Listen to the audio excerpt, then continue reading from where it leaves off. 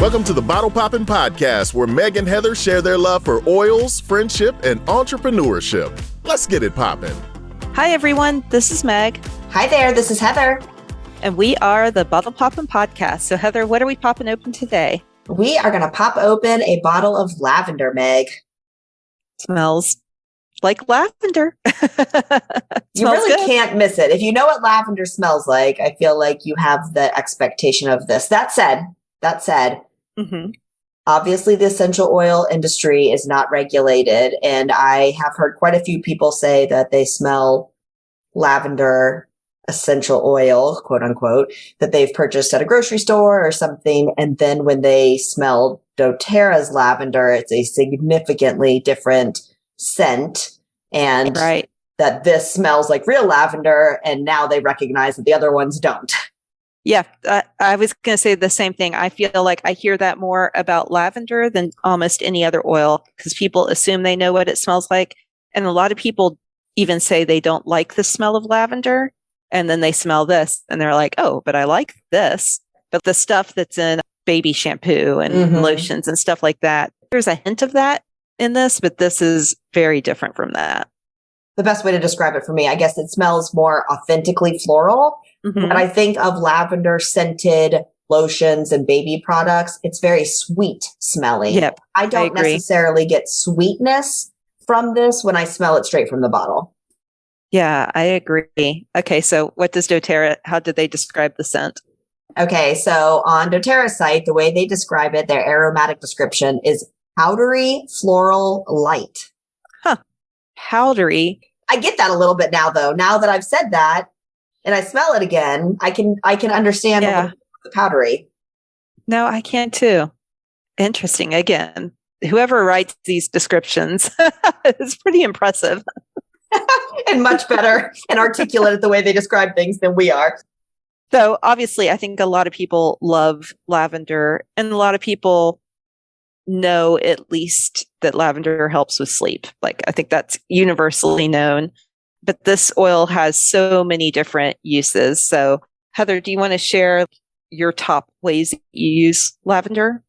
So I have a few top ways that I use lavender, but I will say that the person that uses the most lavender in our house is my daughter. This is by far her favorite and most used oil. If she has absolutely anything wrong with her body, she goes and gets lavender. She knows where it's at on the shelf. I feel completely confident with the purity of the doTERRA lavender, so I know it's safe for her to use, and so she has free reign to go and use it neat, undiluted. Bug bite lavender. I've got a itchy spot lavender. I mean, I can't sleep lavender. Like this is her oil, so she uses it more than anybody else, and it's constantly getting applied to her. That's awesome. Yeah. I guess I probably use it the same ways that she does. Those types of skin imperfections, itchy spots, rest or calmness, relaxation.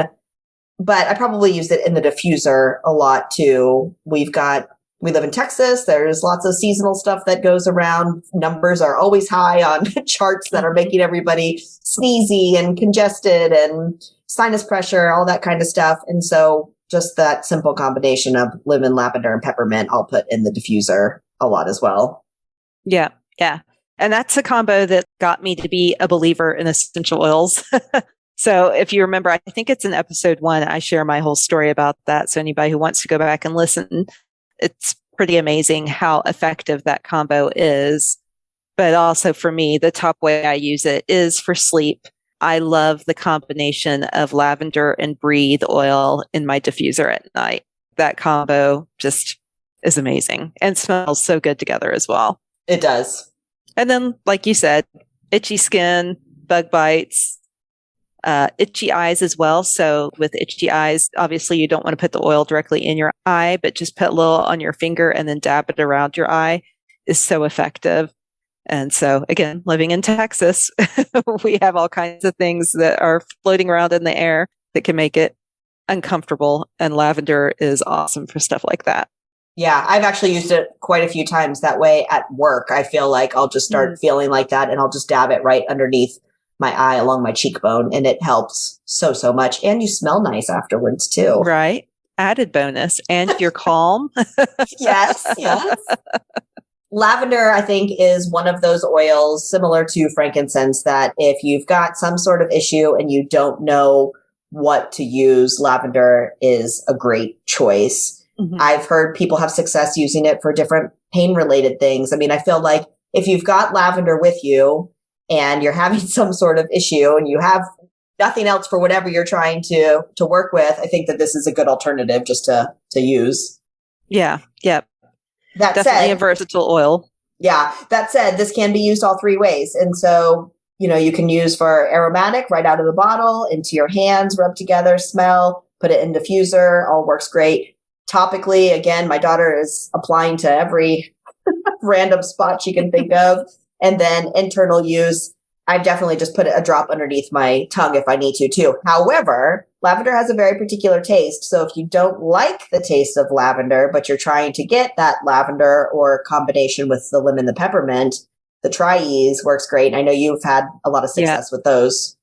I love that. I love Tri-Ease. And for those who don't know what it is, it's just a soft gel that has lavender, peppermint, and lemon oil in it. But yeah, makes it a little bit easier. I personally don't like the taste of lavender, but I know a lot of people do. So herbs de Provence, that is a main ingredient in it. And a lot of fancy French restaurants use it for cooking and that type of thing. So people do cook with this oil. I just personally choose not to. Well, and lavender lattes, I feel like, is a popular thing. Yeah.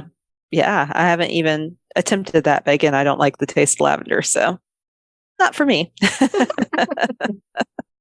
This is a good one to add to bath salts too. If you are going to relax in a bathtub, it's got just that really calming scent, and then it is relaxing in the bathtub too. So you got extra bath salts that you want to be able to use, add a few drops of lavender to the salts themselves, and then dump it right into that warm water.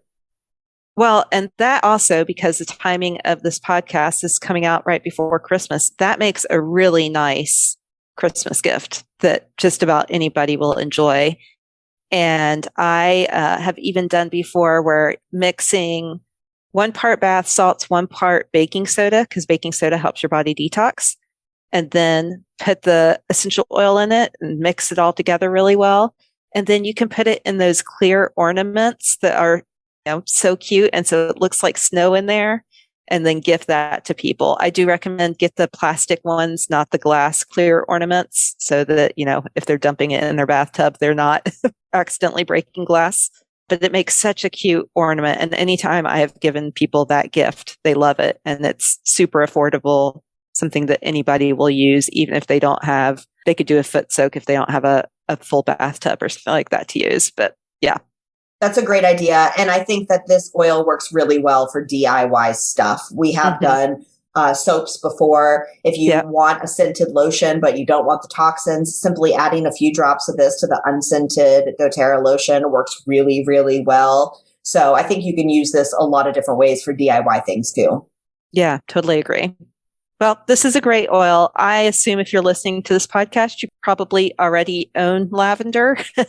But if you haven't tried doTERRA's lavender, definitely check it out. Like we said, it's got a unique, better smell than a lot of the lavenders out there on the market. And yeah, definitely one that if you have it, you will have all different types of ways to use it on almost a daily basis. All right. Well, we so appreciate you taking the time to listen. As a reminder, if you have any questions, we would love to have you join us for our Ask Us Anything Zoom call that we do the 3rd Thursday of every month, except for September at 7 p.m. Central Time. Feel free to connect with us on any of our social media accounts at Bottle Poppin' Podcast. And finally, I would love to ask you that if you enjoy the content that we put out there, if you would mind rating and reviewing this podcast. That's the easiest way to help other people find this content. So thank you so much. We'll have a brand new episode coming out next Friday. Thanks for tuning in. For more information, you can follow these bottle poppin' ladies at bottlepoppinpodcast.com. Tune in next week to learn about what bottle we're poppin'. Until next time, take care. These statements have not been evaluated by the Food and Drug Administration. This podcast is not intended to treat, diagnose, cure, or prevent any disease.